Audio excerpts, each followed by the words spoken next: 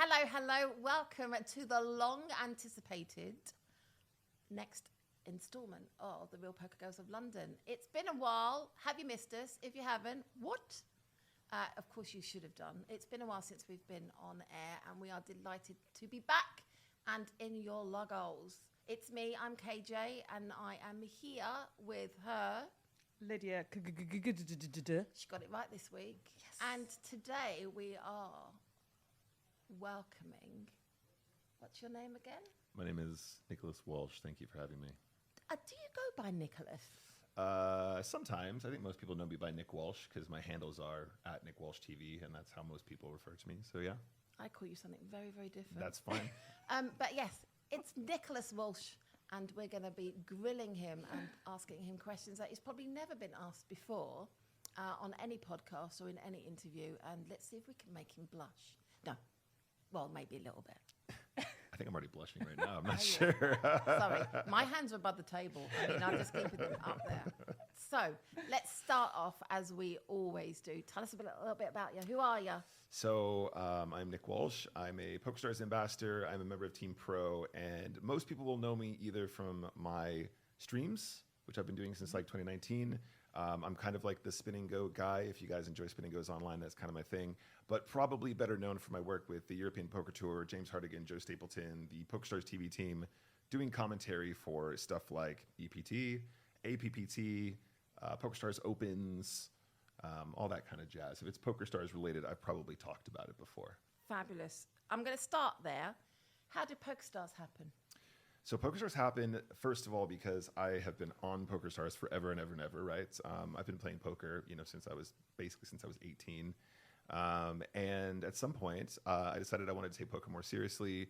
And so I kind of decided to eventually take the leap into playing full-time. So I was playing full-time poker for a couple of years when a friend suggested we should start streaming this. Streaming is a thing now, right? Like Twitch, YouTube, streaming was kind of booming at the time. And a friend said we should get on there and we should stream and we should make content. And wouldn't it be really cool if PokerStars was like, hey, we really like you guys. Do you want a job? And everyone thought we were crazy. And then we did it. And then we got a job. And so since 2019, I've been an ambassador for PokerStars. Originally doing Power Up Poker. You'll remember Power Up. Yeah. It was a very weird game that Stars kind of invented, which that actually I think was probably very cool. Just didn't land on the audience quite right. And then after that, I just carried on playing the games that I enjoyed, which were kind of spin and goes and fast formats of poker. And ever since then, yeah, I've been talking about poker, making content. Got to hang out with you a bunch now. Other, PokerStars ambassador. And I haven't sent you the bill yet. I thought this was partial payment coming on here. Yeah, no. It's a long bill. Oh, I'm lucky in things anyway. You spoke about spin and goes then. Mm-hmm. Last year you did your spin and go challenge. Yes, I did, yeah. Tell us a little bit about that and how it went. So last year, I wanted to do some sort of a spin and go quote unquote challenge where I set myself a volume target. I wanted to play a certain amount of poker. And actually it coincided very nicely, completely by accident, I should say, with the Spin and Go merge, where PokerStars basically took their product, Spin and Go Flash, and regular speed Spin and Go's, the really fast version and the super, super fast version, and they merged the two. And I sort of said, this would be a good time to do a bit of an experiment. So let's play the new game. Let's see what's possible. Let's see what the numbers look like. So I set myself a target of $50,000 to play volume. And I played that at the $10 stake. So that was 5,000 games. And I think I ended up making 1.5%, 2% or something like that, which in spin and goes is very good, especially when you realize how much faster the games are now, like maybe 3 times as fast as they were before or something like that. But yeah, I mean, it was fun. I do kind of cringe when I hear the word challenge, though, because spin and go players of any caliber who take the game seriously, 5,000 spin and goes isn't very much. No. It was definitely challenge, KJ. You like your spin. You love a spin, yeah. You love a spin. But yeah, when I called it a challenge, I knew I was going to be in trouble with someone. Yeah, because when I was playing spin and goes full time, I was playing like 200 or 300 a day. So I would have nuked that challenge immediately if I was kind of in that zone, like when I was really in my peak grind status. But yeah, this coming year, I hope to have a bigger number and go for more numbers and see what we can do. Nice. I do like a spin and go. we're talking about PokerStars Spin and Goes, obviously, and it took a little while for me to adjust to the new format. It's hard. Yeah. It is hard. But when you get the multiples, then it puts you a little bit back into the comfort zone because you've got the higher chip stack and stuff. You don't play Spin and Goes, do you? Occasionally. Do you? I love a little Spin and Go. I think if I'm on the train and trying to kill some time and stuff like that, then And actually, what was funny about that, Kerry, you mentioned about the bigger multipliers being a slower structure, right? Because that's the idea. The merge was the idea we're going to play the lower multipliers faster, and then as soon as you get to some of the higher stuff, it's going to be more like a normal Spin and Go the way it was before.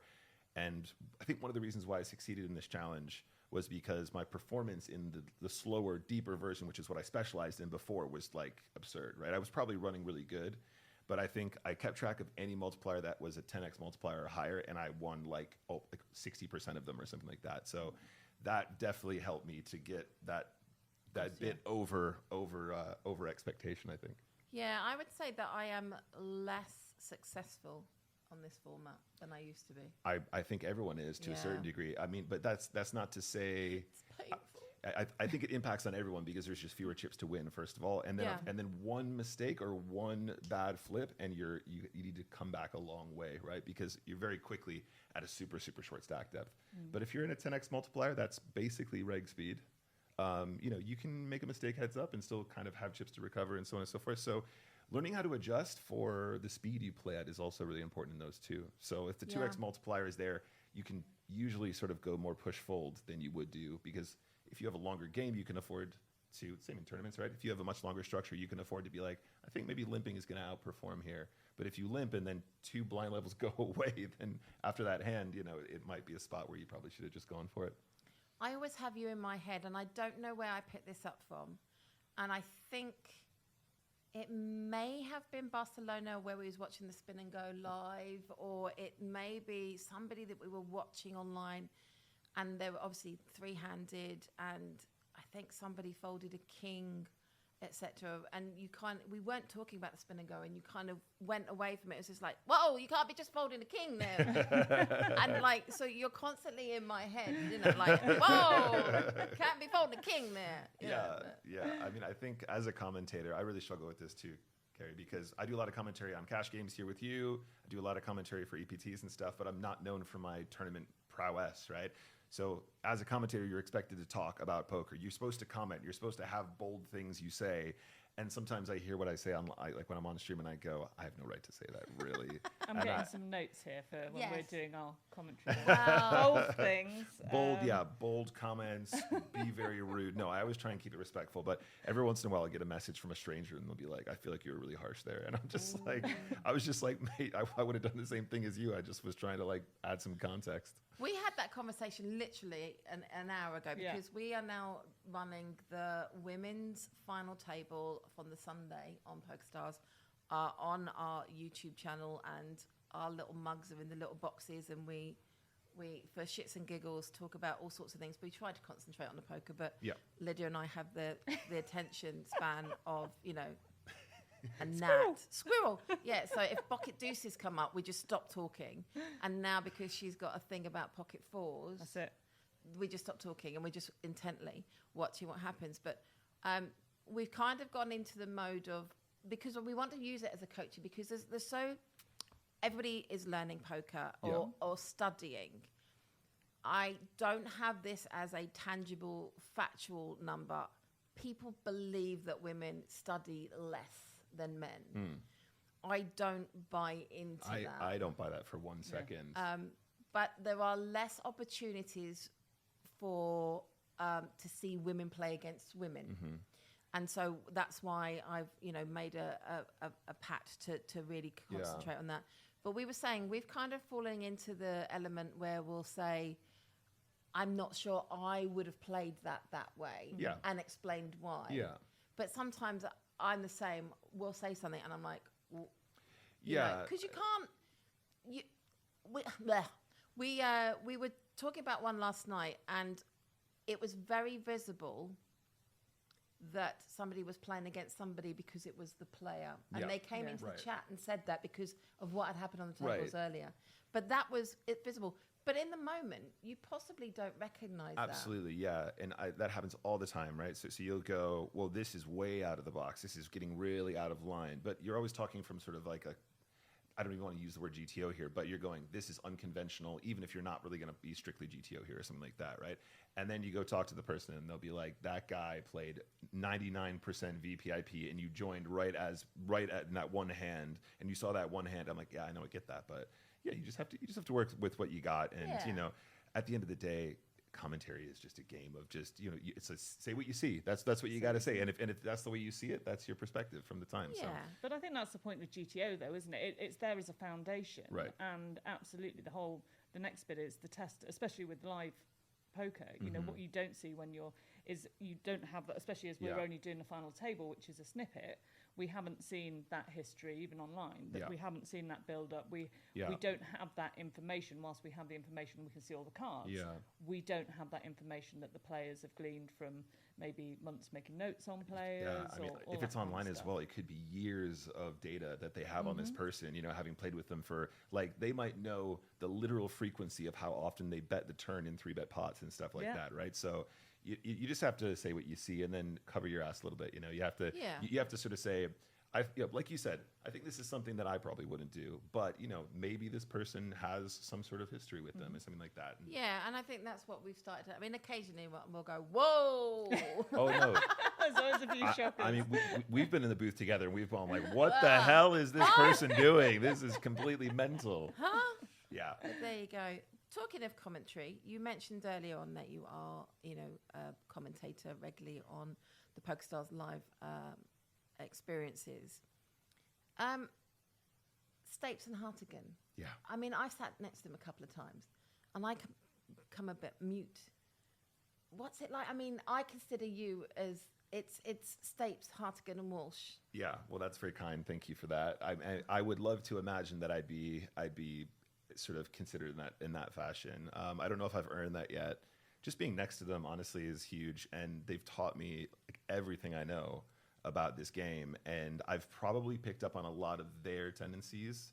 I find my pattern has changed when I'm with James. It changes when I'm with Joe. But also, we've had so many experiences away from the felt and away from commentary. Now we actually have a lot of inside jokes, and same goes for Griffin. Same goes for Maria. Like, we've had a lot of wild experiences, like, you know, when we're on tour and stuff. So we can always draw upon those as friends, which I think is super important. And being there in person, I think, makes all the difference. You know, being right next to them. But I only have good things to say about those two. They're really an inspiration, and you know, hopefully one day, you know, I can reach that status. But thank you for that. That's very kind. And I remember getting to sort of meet you and James, and I think it sort of, I've met you sort of around about, but sort of spending a bit of time with you in Vegas. And I remember we were sat there at my cow, and it was the most bizarre thing that I'd ever experienced, because you've got like, it was like the voice of PokerStars in your ear, but actually in real life, and it's like live commentary. Drinking and amaretto sours. Yeah, So and actually that reminds me of Caitlin Komeski doing her James Hardigan impression, which sounds nothing like James, but it's so. I'm James Hardigan. Welcome to PokerStars. And it's just like, it just doesn't sound anything like him in the slightest, but you know where she's going. You know with where it. it is. Yeah. Oh, so good. So I'm still, I was very much so, and I consider, and it's not about being a PokerStars ambassador. It was obviously being involved in the Hippodrome, which is, you know, a brand partner with PokerStars, and being around them a little bit, but not as much as I have been in the last 2 years. I still consider myself a little bit as a fangirl. Were you in that zone before the first time you sat next to them? Completely. And actually, I remember the moment that I sat next to them for the first time as well. So the first time I ever did commentary was remotely for Monte Carlo. That it was the year that Manny Gloiser won first place, who's a buddy of mine. He used to live in Brighton. And they invited me after that helpful, I think I stayed up all night because it went really long or something. They called me in last minute because they were like, you know, under pressure. And then they invited me to do some commentary in Prague live.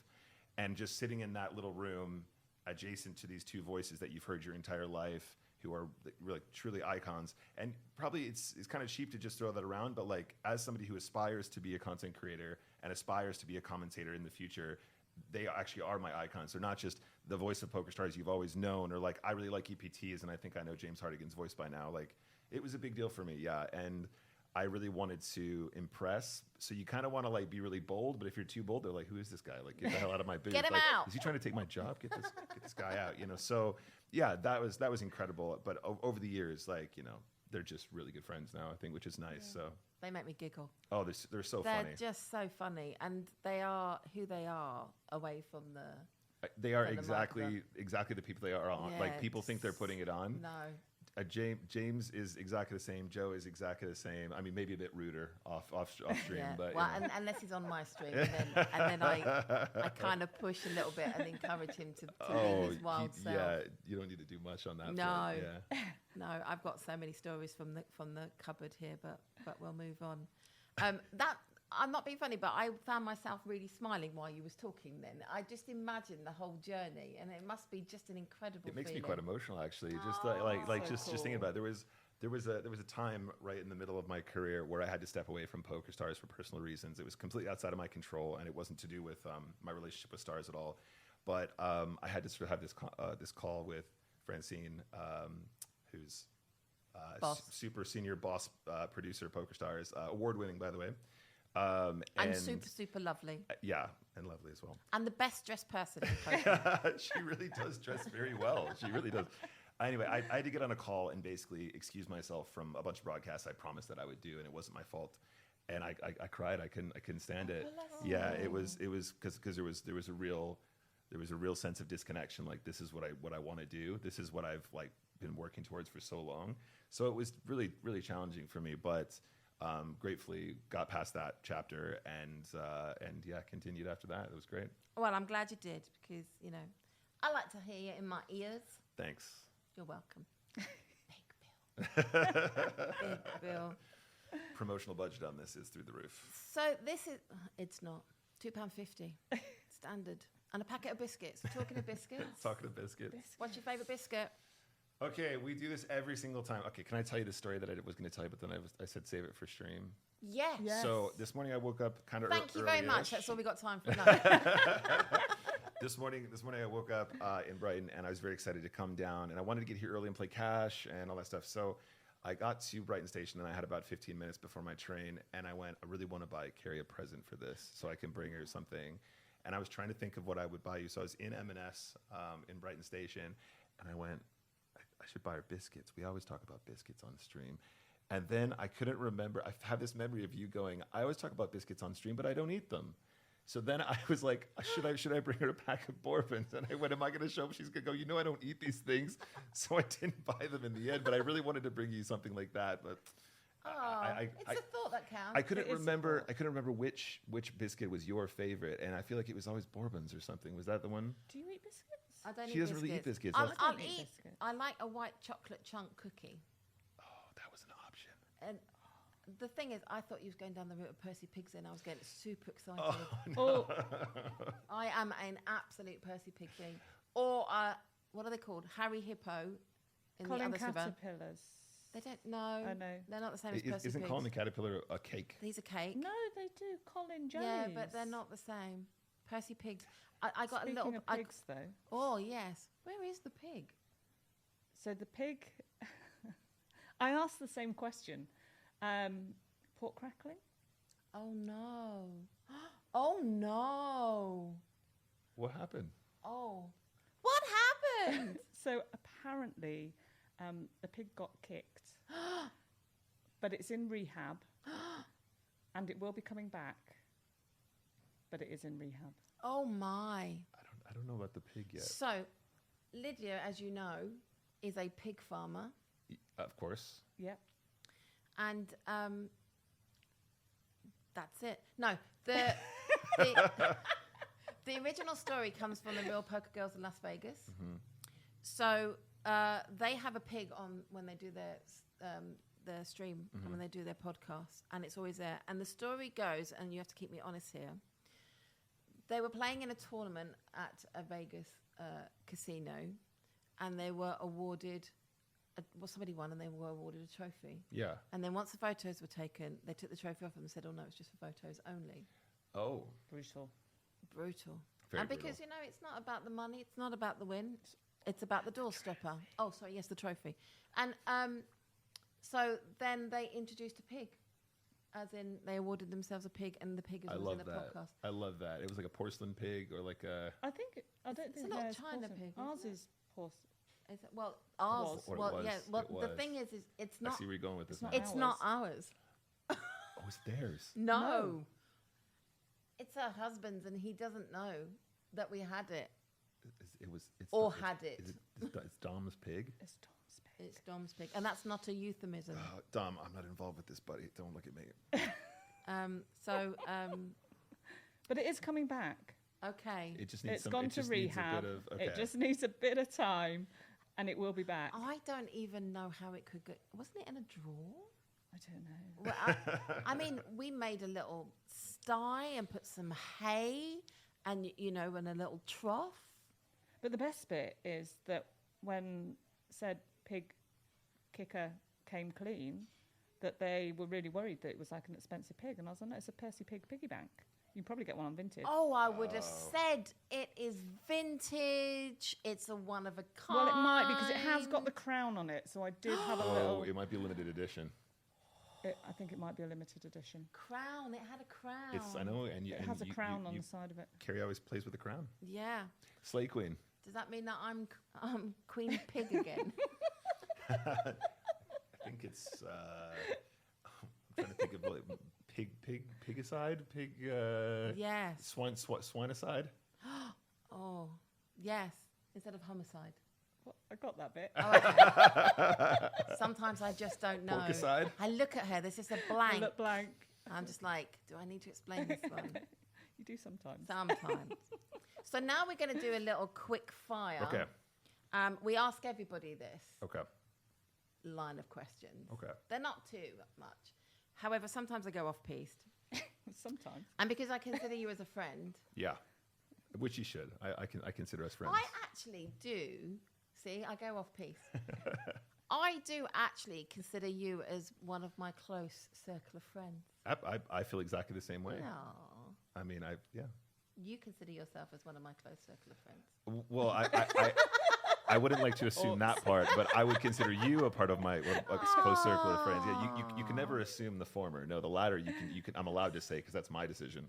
Oh, okay. Well, I'll be the judge of that. Okay. No.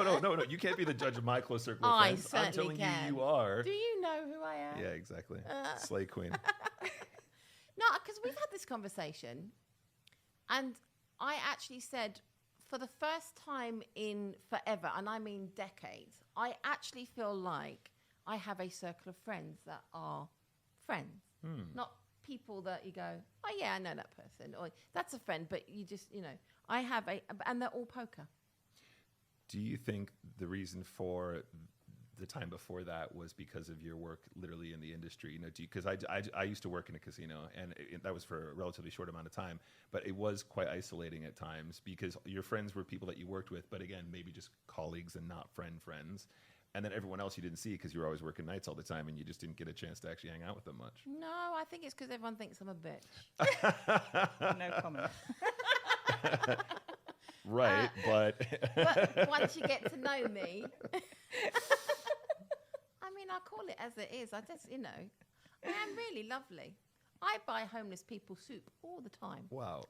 I do. Do they want soup? I normally find that the guy down at Embankment wants a slice of Greg's pepperoni pizza. Oh, okay. And there are other pepperoni pizzas out there if you're wondering. I mean, I buy blankets in the winter. I don't do it for thanks. I do it because I have we're going way off piece. I have a little sense of, I don't know, like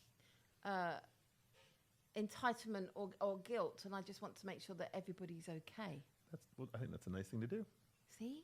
You do look after people. Yeah. I try. Like your fat fingers the other day, and you gave away an extra ticket. Oh, so I was giving away some tickets to a poker competition that's coming up, a live one. And while I was sticking, and it was like a draw, so everyone had to put their names in. And then I was, you do the random name thing on the phone. And as I was putting all the names in, my fat fingers set the wheel off. And I hadn't finished putting the names in. Oh. And somebody's name came up. But it was at 11:55, and the draw wasn't until after midday. So I took that aside and then finished putting the names in and then did the draw and the two names that came up. And then I just had this sense of, maybe I ruined their juju. and they couldn't win because they came up beforehand. Yeah. So you gave him a ticket anyway? I gave him a ticket anyway. Good on you. That's nice. I was like, my fat fingers. I reckon nice. I don't know about bad juju for them, but it's good juju for you to do that. I'm all about the karma. But I actually wrote, my fat fingers did this, so I didn't want to ruin your juju. Didn't want to have the guilt of, the juju. And she said, I love your fat fingers. When you win this game, though, that will be your... Oh, yeah. That'd be nice. That'd be nice. I don't mind not winning. And I mean that. I must be the only poker person that, and I always say that poker is the only game you play, you win lots of money, and if you don't win, you'll still walk away feeling sad. If I make FT and I've got money, I'm really quite happy. I feel like that's more of an MTT grinders mentality. I feel like cash grinders don't feel that way as often because it was a profitable session. It could have been better, but it wasn't. And that's it. I think MTTs are just that specific kind of sadness where you go, I've come third like 4 times now and I can't finish it. It's so frustrating. It's so sad. Tournament poker makes me very sad at times. I just want a spade. Do you know how close I've been, like last year, to a spade? I came 16th. I know. That's why you don't care. I came 16th in the Sunday Million anniversary, and first place was $1 million, and that was a real close call. I know. 1 million. Couldn't believe it. PokerStars got 1 million. I saw the post followers. Oh really? Yeah, they did a big post about it. Breaking news. 1 million. There you go. Are you going to do your quick fire? Yes, I is. Top Chomp Poker. Here we go. No off-piste. Here we go. Who have you asked in the poker world to have a photo with? Daniel, can I tell the story as well? Yeah. Daniel Cates, aka Jungle Man, and at the time I actually had some sort of official name badge going on because I was allowed to film inside that room, and WSOP are really strict about that. So he saw my badge and he looked at me, and we took the picture. And then afterwards he went, okay, who is this for? As in, like, what publication is this meant to be for? Oh, wow. And then I found out afterwards he does not do photos with people like fans or anything like that. And it was when you go back and look at the picture, I couldn't even post it because he was looking at me like, who the hell is this guy? Did you admit it was for you? I told him afterwards, and then the look of disgust on his face, like, I've just broken my rule because I thought you were with like poker news or something. Oh, wowzers. Yeah. Oh, I'll be posting that all over the place. Love that. Who haven't you asked for a photo with? Good question. Who I would like to, or like?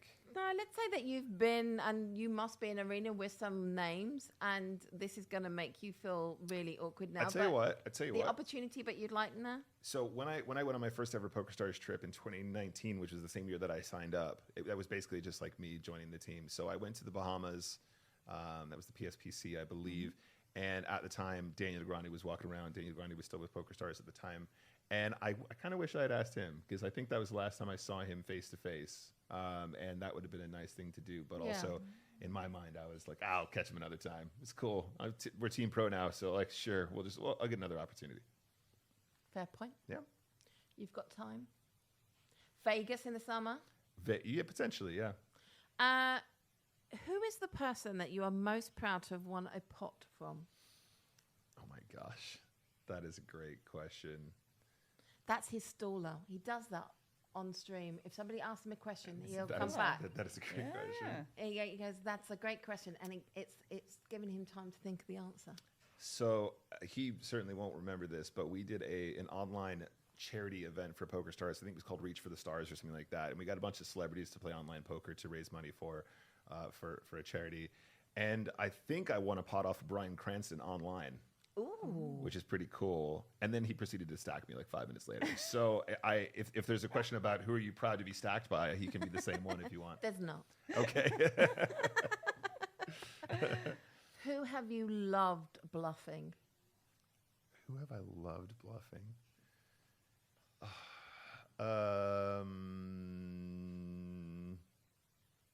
I'm not sure. I'm not sure if I have I'm not sure if I've ever successfully bluffed anyone. Now you say that out loud. I call that bluff. You must have done. No, I hear you, Nick. I don't. I'm trying to think of something funny to say in lieu of having a good answer.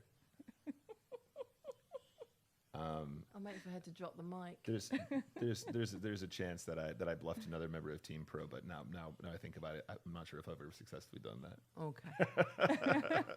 We'll get it out of him and we'll post it in the comments. As the worst poker player on Team Pro, that's probably true. You gave me a piece of advice way back. We were at Red Bull in their headquarters, playing in this most amazing arena with all of their championship cars. Yeah. And it was a invitational. I don't know if it was content creators or influencers. It was all sorts, yeah. It was all sorts. And it was the best night. And there was 12 tables and there was a bounty on each table. There was myself, there was yourself, Tonka was there, Lex was there, GJ was there. We were all, there was lots of us. And I kept trying to lose. I had a bounty on my head. This was before I was involved as much as I am now. And I had a bounty on my head, and I literally kept trying to lose. And I would play like 9 deuce off, and it would come down 9 deuce. Anyway, we had a little bit of a break, and I was like, "Oh, I'm trying to lose." And I got told that the final table already had 5 people on it, and they were all the PokerStars pros. And I'm like, okay, well, now I'm going to have to go and try and play. Anyway, I did make it, and I won my table. Sat down at the table, and you were to my left, and I said to you, so this is when we lose now, because, of course, somebody in the Invitational needs to win. And Nick's response to me was, why would you ever play a poker tournament where you intend to lose? Go for the win. I was still very young in my PokerStars career at that time. He was also a little inebriated, but that doesn't sound like me at all. I think that's fair. So I went on and won it. That's what I was going to say. Is that the one you got the red spade? It's a red spade, and and I don't know if I really naffed people off by doing it. But no. I think there are certain events where you participate and probably you splash around a lot, just have fun with it. But I think that was a fair shot. Actually, going back to that, there's a chance I might have bluffed Tej on that final table. Oh, I was going to say, is that the one you were heads up with my hubby? Yeah, so there's a chance I might have got one past him if you want to go back to the previous question. But it didn't spring to mind, so I'm not sure if I can say super proud. My second funniest, I've got 3 from that. And my second funniest story from that is that I didn't sit down until most people had sat down, and I moved over to the table, and Tej, my other half, was very inebriated. And they went, this is the final table. And I just looked at him and went, yes, I know. And I sat down. And then he's just like, oh, duh. And then, so we ended up being heads up. I remember this. And literally the first hand, he just didn't believe me. And I had jacks and he had king queen and it went all in. And, and he still sits there. And the red spade is in our lounge on a windowsill right opposite where he sits to watch TV. It's like literally next to the TV. You cooked him. Brilliant. Yeah. It was so funny. Anyway, we get back to it. And then best poker experience. My best poker experience, I use this one a lot, but this is actually true. So Barcelona 2022, I believe it was, Giuliano Bendinelli, a.k.a. Flexinelli. If you guys haven't seen the story, it's great. He went on to win it that year, but the commentary that we did that year was so special because, again, I really felt like we were kind of back in business to a certain degree, back on the live scene. The building itself got struck by lightning and we lost power, and then the production team still managed to piece it together flawlessly. And when I say the power went out, I mean the entire building went black. 3 players were all in on the final table, and they were filming it with smartphones. They were illuminating the table with smartphones. Anyway, the poker, the dynamics between the players, the comebacks, the hero calls, Bendinelli basically doing the whole, my family's worth 30 million, I'm not going to do a deal with you, and all this stuff. That's how we got the name Flexinelli. For me, that was like everything about, it was kind of like all the best bits of my poker career so far, like working with people that I really respect, incredible poker, just really like shocking. I think Giuliano came back from 1 big blind to win that event for like 1.2 million or whatever it was, or 2, or I can't remember what the size was, but that was probably my favorite poker moment. That's a good one. That's really cool. That's a really good one. Side question now, and then we'll come to the last one. Yeah. Do you study the players in terms of names and like on-screen names and, remembering their results and their achievements? Yeah, so I would love to say yes, but basically, that's not out of disrespect. I would love to do more of that, but am in a situation where I work with James Hardigan, who is the font of all memory and knowledge in poker. So if there was ever a moment for me to shine, he would beat me to it every single time. And therefore, you know, like when you're given too many things in life and you get a bit lazy, you know what I mean? Like that's like me. I've always just had James to go, that was 2023, and I go, he won something. It was October of 2022, and you're like, great, okay, cool. Well, I remember that. I don't remember that because I've just been spoiled for so long. But on top of that as well, our productions team, we arrive. Hey Nick, how you doing? Here's your paperwork, and I've got so much amazing information, personal, you know, like historical analysis, all that kind of stuff. Do you not get that? I've never been given a piece of paper. I just have to make shit up. I'm just sitting there going, that's a nice move. But the production team makes us look really good. But over the years, I try and remember more, but my memory is not as good. And like I said, if I was going to challenge myself, James just always beats me to it anyway. So there's not any reason for me to retain the information for long enough. Well, you come across as if you know it all. Yeah, exactly. Who wins in the Harry Potter quiz knowledge? Oh, I cook in that for sure. There you go. I do this with a member of our PR team, Lizzie. She's a big Harry Potter fan, and we have Harry Potter offs, and yeah, absolutely. You win. So what house am I? You were Ravenclaw. Oh, you remembered. Of course. Do you know what house you are? Well, I've done those little quiz things that you can do. So, yeah, that was one of those blank face moments. by those random quizzes that come up on Gryffindor. See, I was so. What are you, Gryffindor? Aren't you? I was Ravenclaw. You were Ravenclaw as well. Yeah. Oh, no, I don't mind being part of Ravenclaw. Ravenclaw is cool as long as you're not Hufflepuff. You're safe. It's cool. Why in the Hufflepuff? Come on, we all know about Hufflepuff chat. Come on. Okay. All right. Oh, I don't feel so bad about being Ravenclaw. I went to Harry Potter World last month. No, in December. Yeah. I loved it. But I was very mindful that the Ravenclaw merch wasn't as, prominent. It's Yeah. not as... No, I think it's Gryffindor or Slytherin, isn't it? Yeah. Yeah, but then everyone who's in Slytherin, they all think they're kind of bad boy. You know, they all think they're kind of like edgy. They smell. Mostly boys. And my last top trump one for you is... Who would you avoid in a poker room? Oh, wow. Very few people, I have to say. I've been super lucky. For somebody that's put themselves out into the world so much and made so much content and made a fool of myself loads and made loads of mistakes, I have very, very few really nasty stories about people being mean to me. Who would I avoid in a poker room? I don't know. I like everyone. I don't really have any enemies. I legitimately don't. There's probably some grumpy old codger who was rude to me once, who I probably wouldn't want to sit and play poker with. But I wouldn't go out. If anything, I'd want to be on their table more so I could fucking roast them. You know? Yeah. Okay. That's we can fair. take that. Cool beans. Well, Mr. Nicholas Walsh. Yes. Friend of mine. Close friend. Well. Depends if you pay your bill on time. That's what it is. It's been a delight, and that time has whizzed past. Keep doing what you do.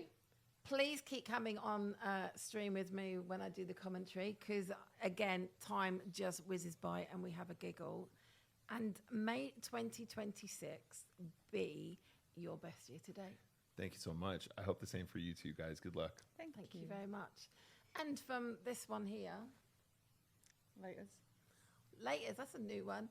Thank you for joining us on The Real Poker Girls of London. It's nice to be back. We promise that we'll stay a little bit more current and try and get more out for you in 2026. And I'll try and keep my voice for the next one. Anyway, we'll see you soon. Take care and run good.